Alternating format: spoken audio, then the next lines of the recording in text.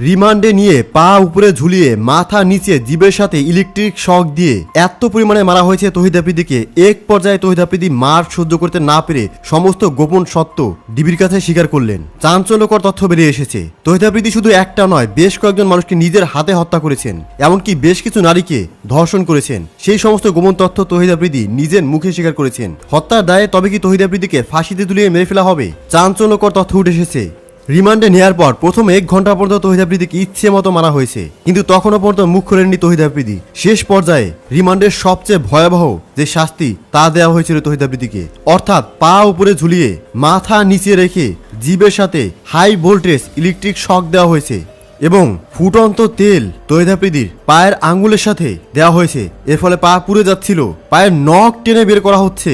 এমন কি এক পর্যায়ে মাথা উপরে এবং পা নিচে রেখে পায়ের নিচে পেটানো হয়েছে। এত পরিমাণ মার সহ্য করতে না পেরে নিজ মুখে স্বীকার করলেন তার অপকর্মের কথা, যা জানলে আপনার গায়ের নিচ থেকে মালিশ হয়ে যাবে। যেই তহিদ আফ্রিদিকে আপনারা ভালো একজন মানুষ হিসেবে চিনতেন, মাঝে মধ্যেই দেখা যেত যে সোশ্যাল মিডিয়াতে খুব ভালো কাজ করে, কিন্তু তহিদ আফ্রিদির নিজের টিমমেট রাহির মুখ থেকে শুনুন যে তহিদ আফ্রিদি কতটা খারাপ ছিল। আমি কিন্তু হেরে বাঘের মতো ডরাই, আমি না, আমাদের টিমের সবাই তার বাঘের মতো ডরায়। কারণ মানে সে অন্যরকম মানুষ ভাই। সে ক্যামেরার ভিতরে একরকম, কিন্তু ক্যামেরার বাইরে খুব ডেঞ্জারাস একটা লোক। তারা কিন্তু সবাই ভয় পায়। ইউটিউব ইন্ডাস্ট্রিতে একটা টাইমে তার সবাই বাঘের মতো ভয় পাইতো। সবাই তার অফিসে ডাকাইতেছে। যারা আমরা টিমের যারা মানে ছাত্র আন্দোলনের সময় তার বিপক্ষে চলে গেছিলাম, তার বেল্টের বাড়ি আমার তো বেশি কেউ খায়নি। তো বেল্ট খুইলা আমার কুত্তার মতো পিড়াইতো। কারে ধরবেন, কারে মারবেন, কারে কি করবেন, আপনার মনের মধ্যে শুধু এসব হারামি।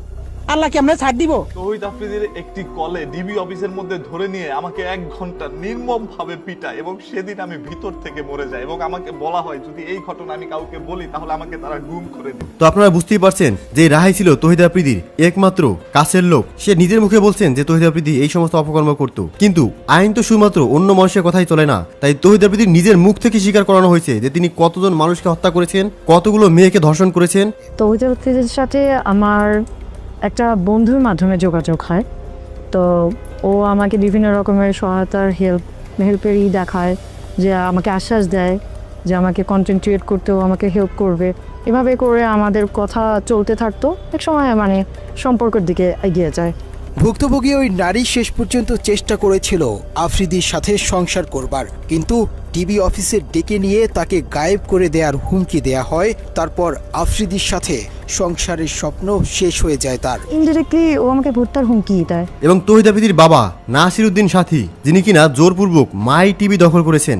নাসিরউদ্দিন সাথীর কথা ভিডিও এডিটর ছিল, সে আমার অফিসে আসতো প্রোগ্রাম দেওয়ার জন্য। মাই টিভির সব ভ্যাট ট্যাক্স কাগজপত্রেও প্রকৃত মালিকের নামের জায়গায় বিলকিস জাহানকে পাওয়া যায়। বেরিয়ে এসেছে চাঞ্চল্যকর তথ্য।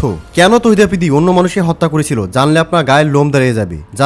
জানাবো এই ভিডিওতে সমস্ত তথ্য। তার আগে এখনই কমেন্টসে লিখে জানান আপনি এই ভিডিওটি দেশের কোন জেলা থেকে বা কোন দেশ থেকে দেখছেন, এবং তহিদ আফ্রিদি কি আপনি পছন্দ করেন অথবা না সেটাও কমেন্টসে লিখে জানান। তো চলুন এক এক করে জেনে আসি। তো দেখুন, তহিদ আফ্রিদির সবচেয়ে কাছের লোক রাহি বলছেন যে তহিদ আফ্রিদি অন ক্যামেরায় একরকম রূপ এবং অফ ক্যামেরায় সম্পূর্ণ ভিন্ন রূপ, অর্থাৎ বাস্তবিকভাবে সে একজন ডাকাত। সে ক্যামেরার ভিতরে একরকম, কিন্তু ক্যামেরার বাইরে খুব ডেঞ্জারাস একটা লোক। তারা কিন্তু সবাই ভয় পায়। ইউটিউব ইন্ডাস্ট্রিতে একটা টাইমে তার সবাই বাঘের মতো ভয় পাইতো।